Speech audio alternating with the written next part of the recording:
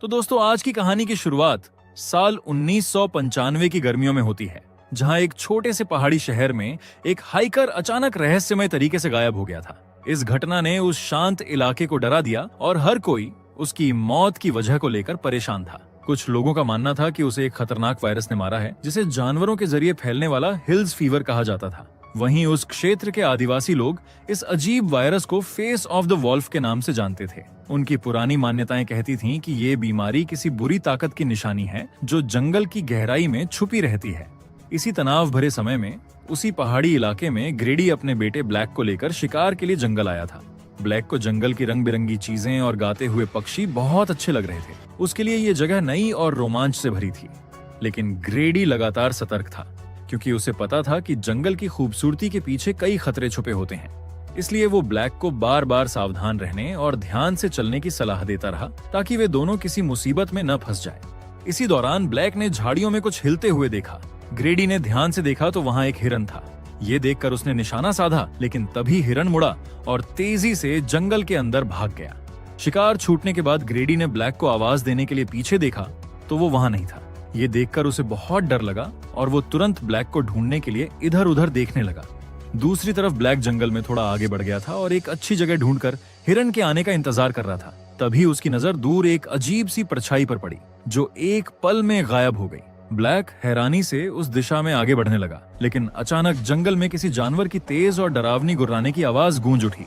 वो डर के मारे पीछे हट गया।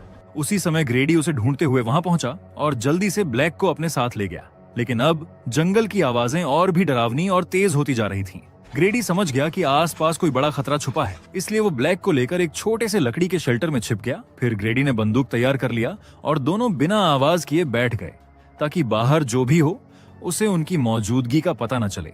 लेकिन कुछ देर बाद भारी कदमों की आवाज सुनाई देने लगी। ऐसा लग रहा था जैसे कोई बड़ा क्रीचर सीधे उस शेल्टर की तरफ आ रहा हो। वो उनकी उपस्थिति महसूस कर चुका था। फिर वो शेल्टर की दीवारों पर जोर से वार करने लगा। जब वो इसमें सफल नहीं हुआ तो वो शेल्टर के चारों ओर घूमने लगा, जैसे कोई दूसरा रास्ता ढूंढकर अंदर आने की प्लान बना रहा हो। उसी समय अचानक वही हिरण वहां आ गया, जिससे उस क्रीचर का ध्यान तुरंत हिरण की ओर चला गया और उसने झटके में उस पर हमला कर दिया। ये मौका देखकर ग्रेडी ने बाहर झांक कर देखा, जहां हिरण जमीन पर पड़ा था और उसकी मौत हो चुकी थी। ग्रेडी ने उस अजीब क्रीचर को भी एक पल के लिए देखा, जो बेहद तेजी से घने जंगल की ओर भाग गया। खैर, उस रात ग्रेडी ने अपने दोस्त डैन को फोन किया और घबराकर बताया कि उसने दी वोल्फ को देखा है। डैन को उसकी बात पर यकीन नहीं हो रहा था, लेकिन ग्रेडी ने जोर देकर कहा कि वो सच बोल रहा है और उसे तुरंत मदद की जरूरत है, क्योंकि वो अपने बेटे की सुरक्षा को लेकर बहुत डरा हुआ था। इसी दौरान ब्लैक कमरे के पास आ गया और उसने सारी बातें सुन ली।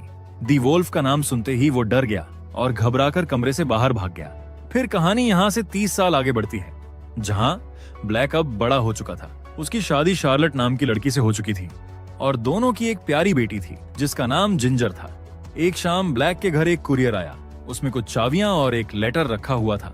उस लेटर में लिखा था कि ओरेगन राज्य ने उसके पिता ग्रेडी को आधिकारिक तौर पर मृत घोषित कर दिया है, क्योंकि वो कई सालों से लापता था। हालांकि ब्लैक ये जानता था कि ये दिन एक न एक दिन जरूर आएगा। फिर भी ये खबर सुनकर उसका दिल बहुत दुखी हो गया। उसे अपने पिता से हुई दूरियों का गहरा पछतावा होने लगा। उसे लगा कि अब वो अपने बीते हुए समय और की गई गलतियों को कभी ठीक नहीं कर पाएगा। इन्हीं सब बातों को सोचते हुए उसने एक बड़ा फैसला लिया और अगले ही दिन वो शार्लेट के ऑफिस के बाहर जाकर उससे मिला।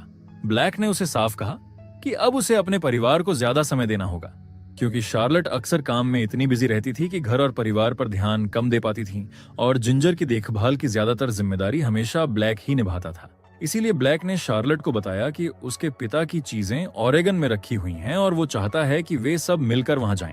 उसने इसे एक लंबी फैमिली ट्रिप का रूप देने का भी सुझाव दिया, ताकि परिवार साथ में कुछ अच्छा समय बिता सके।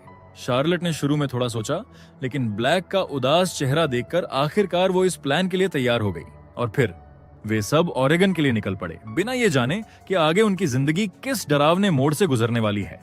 खैर, सफर के दौरान उनकी गाड़ी एक दो रास्तों वाले मोड़ पर पहुंची, जहां ब्लैक समझ नहीं पा रहा था कि किस रास्ते से उसके पिता के पुराने फार्म तक पहुंचा जा सकता है। इसलिए उसने फोन का मैप खोलकर दिशा देखने की कोशिश की, लेकिन नेटवर्क खराब होने की वजह से स्क्रीन पर कुछ भी ठीक से दिखाई नहीं दे रहा था। उसी समय जिंजर ने दूर एक छोटे से पुराने शेल्टर में किसी को खड़ा देखा। उसने तुरंत अपने पापा को यह बात बताई। ये सुनकर ब्लैक ने खिड़की नीचे की और ध्यान से देखा तो उसे एहसास हुआ कि वो आदमी बंदूक लिए उनकी ओर बढ़ रहा है। जब वो आदमी पास आया तो ब्लैक उसे पहचान गया।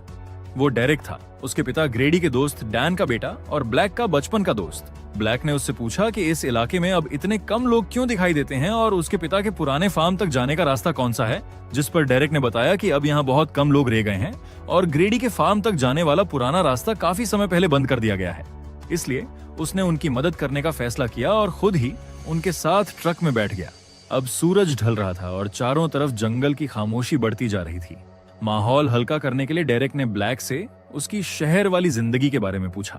ब्लैक उसकी तरफ देखकर जवाब देने ही वाला था कि तभी अचानक एक बड़ा भेड़िए जैसा क्रीचर सड़क पर कूद कर आ गया। ब्लैक ने तुरंत ट्रक मोड़कर उसे टक्कर से बचाने की कोशिश की, लेकिन गाड़ी फिसल गई और सड़क के किनारे एक गहरे गड्ढे में जा टकराई।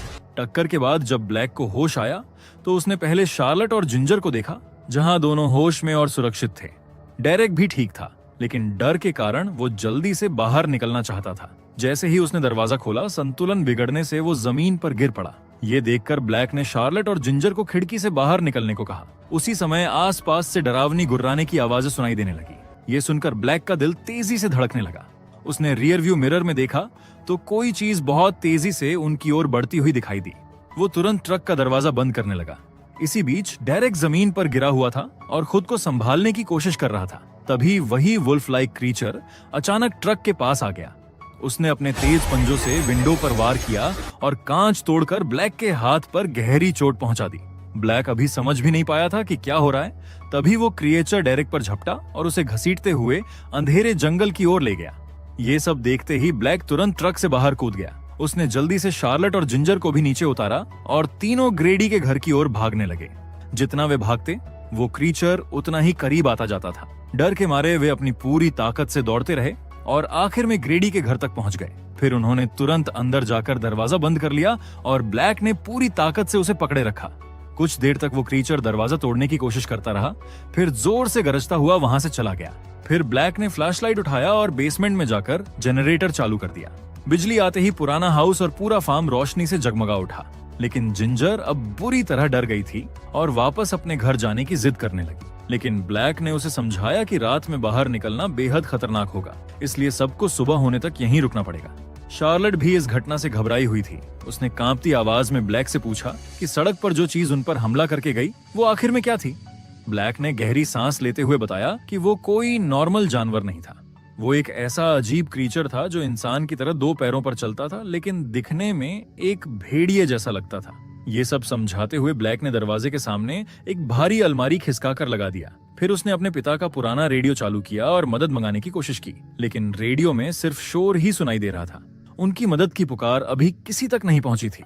इसी बीच ब्लैक को घर में एक अजीब सी गंध महसूस हुई। वो उस गंध का पीछा करते हुए दूसरे कमरे में पहुंचा, जहां एक जगह बहुत सा मांस रखा हुआ था। जिज्ञासा में उसने एक छोटा सा टुकड़ा छक लिया, लेकिन तुरंत ही उसके जबड़े में तेज दर्द होने लगा। उसे लगा कि ये ट्रक एक्सीडेंट की वजह से हो रहा है।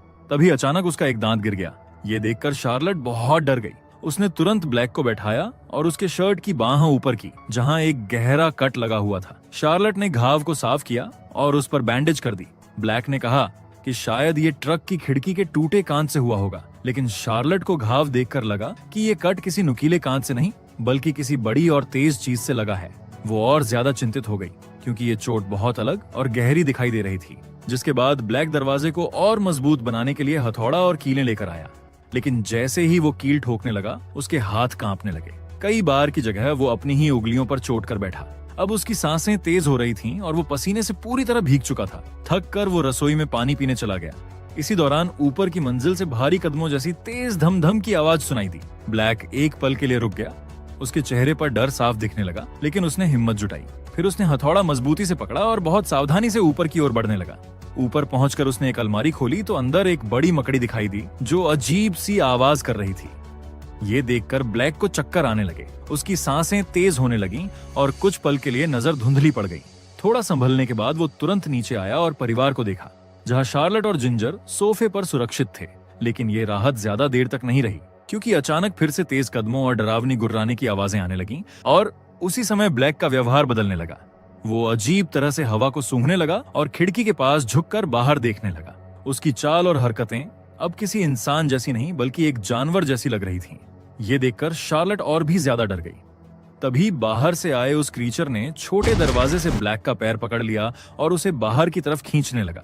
ब्लैक दर्द से चिल्ला उठा। तभी शार्लेट ने हिम्मत करके हथौड़ा उठाया और क्रीचर के हाथ पर जोर से मारा, जिसे क्रीचर ब्लैक को छोड़कर पीछे हट गया। लेकिन उसकी वजह से ब्लैक अब बेहोश हो गया था। जब उसकी आंख खुली तो उसने खुद को बहुत कमजोर महसूस किया। फिर भी उसने हिम्मत की और घबराहट में अपने परिवार को आवाज लगाने लगा। तभी उसे बेसमेंट की तरफ से कुछ आवाजें सुनाई दी। वो नीचे गया तो देखा कि जिंजर सो रही थी और शार्लेट पुराने रेडियो से लगातार मदद मांगने की कोशिश कर रही थी, लेकिन रेडियो में सिर्फ शोर ही सुनाई दे रहा था। निराश होकर शार्लेट ने रेडियो गुस्से में नीचे पटक दिया। अब ब्लैक की हालात लगातार खराब होती जा रही थी। उसकी सांसों में अजीब सी खराश थी और वो ठीक से बोल भी नहीं पा रहा था। ये देखकर शार्लेट बुरी तरह घबरा गई थी। उसे समझ नहीं आ रहा था कि ब्लैक की मदद कैसे करे। और तभी ब्लैक की हालात इतनी बिगड़ गई कि डर के कारण उसने खुद को गीला तक कर दिया। इसलिए शार्लेट उसे ऊपर ले गई और उसे बेड पर लेटा दिया।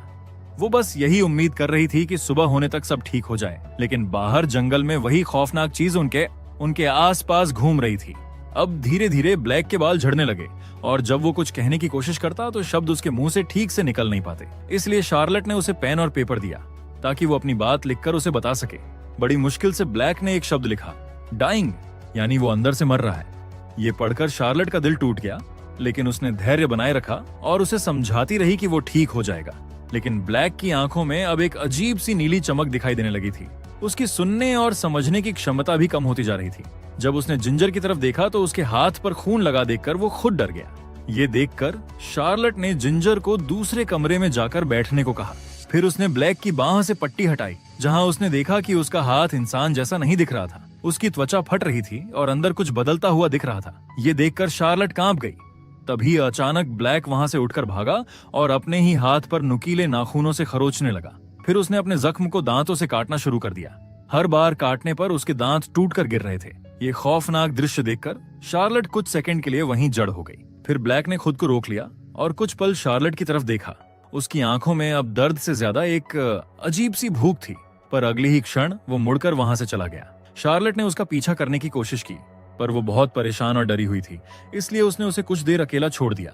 जिसके बाद शार्लेट ने खिड़की से बाहर देखा, जहां ग्रेडी की पुरानी कार खड़ी नजर आई। ये देखकर उसके मन में एक उम्मीद जागी कि शायद वे यहाँ से निकल सकते हैं। ये समझकर वो तेजी से बेसमेंट में गई और वहां से चाबी और एक अतिरिक्त बैटरी उठा लाई। साथ ही रसोई से एक चाकू भी उठा लिया ताकि वो खुद और बच्चों की रक्षा कर सके। जिसके बाद वो तुरंत ब्लैक और जिंजर को लेकर कार की ओर भागी। ब्लैक बहुत कमजोर हो चुका था, इसलिए शार्लेट ने उसे संभालकर पीछे की सीट पर बैठाया। जैसे ही उसने जिंजर को बैठाया, बाहर से एक भयानक हॉल गूंज उठा। इस आवाज ने उनका डर और भी बढ़ा दिया। फिर भी शार्लेट ने हिम्मत नहीं हारी। उसने बैटरी को कार के इंजन से जोड़ा और कई बार कोशिश करने के बाद आखिर में कार स्टार्ट कर ली। इंजन चालू होते ही उसने बैटरी हटा दी और ड्राइवर सीट पर बैठ गई। उनकी उम्मीद बस बढ़ने ही लगी थी कि तभी अचानक वही भेड़िया जैसा क्रीचर कार के ऊपर कूद पड़ा। उसने विंडशील्ड तोड़कर शार्लेट को पकड़ने की कोशिश की, लेकिन शार्लेट ने चाकू से उसका सामना किया। इससे कुछ पल के लिए उस क्रीचर का ध्यान भटक गया और परिवार कार से बाहर निकलकर भागने में सफल रहा। लेकिन क्रीचर फिर भी उनका पीछा करता रहा और वे भागते भागते एक ग्रीन हाउस की छत पर चढ़ गए। ब्लैक ने नीचे से सीढ़ी हटाकर उस क्रीचर को ऊपर आने से रोक दिया, पर वो क्रीचर ग्रीन हाउस के अंदर घुस गया और नीचे से छत को तोड़ने की कोशिश करने लगा। पूरा ढांचा हिलने लगा और कीलें ढीली पड़ने लगी। फिर क्रीचर ने अपने तेज पंजों से ऊपर तक पहुंचने की कोशिश की। डर के कारण जिंजर अपनी माँ के पास आने लगी। तभी उसका पैर फिसल गया, लेकिन शार्लेट और ब्लैक ने उसे तुरंत पकड़ लिया और गिरने से बचा लिया। अब ब्लैक को समझ आ गया था कि हालात बहुत खतरनाक हो चुकी है और उसके अंदर का बदलता हुआ रूप भी जागने लगा था। उसने जानवरों की तरह जोर से गुर्राया और इशारे से शार्लेट और जिंजर को घर की ओर भागने को कहा। फिर उसने एक लंबी छलांग लगाई और ग्रीन हाउस से नीचे कूद गया। फिर वो क्रीचर का ध्यान अपनी तरफ खींचते हुए जंगल की ओर भागा। शार्लेट और जिंजर ने इस मौके का फायदा उठाया और जल्दी से घर की तरफ दौड़ पड़े। घर पहुंचते ही जिंजर रोने लगी क्योंकि ब्लैक पीछे रह गया था। शार्लेट ने कांपती हुई आवाज में उसे समझाया कि ब्लैक उन्हें बचाने की कोशिश कर रहा है। उसी समय बाहर से डरावनी गुर्राने की आवाज सुनाई दी। शार्लेट ने खिड़की से देखा तो ब्लैक वापस लौट आया था। ये समझकर उसने तुरंत दरवाजा खोलकर उसे अंदर खींच लिया, लेकिन जैसे ही ब्लैक अंदर आया वो जमीन पर गिर पड़ा। उसका शरीर तेजी से बदल रहा था। जिंजर डरते हुए भी उसके पास गई और उसके माथे को छुआ। ब्लैक की आंखों में अब गहरी नीली रोशनी चमक रही थी और वो अपनी ही बेटी की बातें समझने में असमर्थ था। तब अचानक ब्लैक झुक गया और उसके मुंह से बहुत सारा खून बाहर निकलने लगा। उसी पल उसके हाथों के नाखून दर्द के साथ टूटकर गिरने लगे। ये दृश्य देखकर जिंजर चीख पड़ी। शार्लेट ने उसे तुरंत पकड़कर पीछे कर लिया। फिर ब्लैक ने एक भयानक गुर्राहट की और फुर्ती से कूद कर टेबल पर चढ़ गया। अब वो पूरी तरह किसी जंगली जानवर जैसा दिखने लगा था। फिर उसकी नजर शार्लेट से मिली। कुछ पलों के लिए उसकी आंखों में फिर से इंसानियत झलक उठी। उसने खुद को काबू में किया और लड़खड़ाते हुए दरवाजे की ओर बढ़ने लगा। लेकिन जैसे ही दरवाजा खुला, वही भयानक भेड़िया जैसा क्रीचर उस पर टूट पड़ा और ब्लैक को जमीन पर गिरा दिया। वो बार बार ब्लैक पर हमला करता रहा। ये देखकर शार्लेट ने हिम्मत जुटाई। वो दौड़कर उनके पास पहुंची और चाकू उठाकर उस क्रीचर की पीठ में घोंप दी। क्रीचर दर्द से गुर्राया और उसकी नजर शार्लेट और जिंजर की ओर मुड़ गई। हालात को समझकर शार्लेट जल्दी से जिंजर को एक कमरे में ले गई और उसे वहां छिपा दी। इधर ब्लैक ने पूरी ताकत लगाकर उस क्रीचर को रोकने की कोशिश जारी रखी। दोनों एक दूसरे को काटते और चोट पहुंचाते रहे। ब्लैक बहुत कमजोर हो चुका था। अंत में वो थक कर बेहोश होकर गिर पड़ा। फिर उस क्रीचर ने ब्लैक के बेहोश शरीर को हॉलवे की तरफ घसीटना शुरू कर दिया। ये देखकर शार्लेट ने डर और हिम्मत के बीच फैसला लिया। उसने पास रखा लोहे का फायर पोकर उठाया और पूरी ताकत से उस क्रीचर की पीठ पर दे मारा। इस समय ब्लैक ने अपनी बची हुई आखिरी ताकत जुटाई और भेड़िया जैसा क्रीचर पर कूद पड़ा। उसने भेड़िए को जमीन पर गिरा दिया और उसकी गर्दन पर इतनी जोर से काटा कि वो वहीं मर गया। जीत के बाद ब्लैक ने क्रीचर को ध्यान से देखा और उसकी बॉडी पर एक पहचाना सा टैटू पाया। उसे अचानक एहसास हुआ कि वो भेड़िया दरअसल उसका पिता ग्रेडी था, जो सालों पहले लापता होकर वुल्फ मैन बन चुका था। ये सच जानकर ब्लैक का दिल टूट गया। उसका ट्रांसफॉर्मेशन अब पूरी तरह अपने चरम पर पहुंच गया था। वो लड़खड़ाता हुआ घर से बाहर भागा। धीरे धीरे उसके नाखून नुकीले पंजों में बदल गए। उसके पूरे शरीर पर मोटे और सख्त बाल उगाए। उसके दांत लंबे नुकीले फैंक्स में बदल गए। उसकी नजरों में अब सब कुछ साफ दिखने लगा और अब वो पूरी तरह से वुल्फ मैन बन चुका था। घर के अंदर शार्लेट जिंजर को संभाल रही थी कि तभी अचानक लाइट चली गई। शार्लेट ने घबराकर खिड़की से बाहर देखा तो उसे अपना पति वुल्फ मैन के रूप में दिखाई दिया। सुरक्षा के लिए उसने चाकू उठाया और डरावनी आवाजों का पीछा करते हुए ब्लैक को जिंजर के पीछे खड़ा पाया। उसकी नीयत समझ नहीं पाने पर शार्लेट ने उसकी बाहें पर हमला किया ताकि जिंजर को बचा सके। फिर शार्लेट और जिंजर तुरंत बार्न की ओर भाग पड़े। थोड़ी देर बाद ब्लैक बार्न के दरवाजे पर पहुंच गया। उसने लकड़ी तोड़कर अंदर घुसने की कोशिश की। अब वो अंधेरे में भी आसानी से देख सकता था और धीरे धीरे अपने परिवार के करीब पहुंच रहा था। तभी उसका पैर बेयर ट्रैप में फंस गया। ये देखकर शार्लेट और जिंजर वहां से भाग निकले। उन्हें भागते देख ब्लैक ने जाल से निकलने की पूरी कोशिश की, लेकिन जाल बहुत मजबूती से बंद था। गुस्से और दर्द में उसने अपने ही पैर को दांतों से काटकर अलग कर दिया और फिर खून से लथपथ होते हुए भी वो दोबारा उनकी तलाश में पीछे पड़ गया। जंगल में भागते हुए शार्लेट और जिंजर को जमीन पर कुछ दिखाई दिया। पास जाकर देखा तो वो डेरेक का कटा हुआ हाथ था। ये देखकर दोनों डर से कांप उठे। वहीं पास में डेरेक की बंदूक भी पड़ी थी। शार्लेट ने बिना देर किए वो बंदूक उठा ली और दोनों आगे भागकर छोटे शेल्टर में छिप गए। कुछ देर बाद ब्लैक भी वहां पहुंच गया और सीढ़ियां चढ़कर ऊपर आने लगा। उसकी आंखों में गहरा दुख था, जैसे वो खुद अपनी पीड़ा खत्म करना चाहता हो। जैसे ही उसने अंदर घुसने की कोशिश की, शार्लेट घबरा गई। डर और दुख के बीच उसने अचानक ट्रिगर दबा दी। गोली चलने की आवाज गूंजी और ब्लैक वहीं गिर पड़ा। शार्लेट और जिंजर रोते हुए शेल्टर से बाहर निकले और एक दूसरे को कसकर पकड़े रहे, क्योंकि दोनों ने अपनी आंखों के सामने ब्लैक को मरते देखा। सुबह होने पर शार्लेट और जिंजर पहाड़ी पर खड़ी होकर उस खूबसूरत वैली को देख रहे थे, जो ब्लैक की मनपसंद जगह हुआ करती थी। हवा शांति से बह रही थी, लेकिन उनके दिलों में उस रात की याद हमेशा के लिए रह गई थी। और इसी के साथ ये दर्द भरी कहानी यहीं खत्म होती है। अगर आपको एक्सप्लेनेशन अच्छा लगा हो तो वीडियो को लाइक और कमेंट जरूर करें। ऐसी ही और मजेदार और अनोखी कहानियों के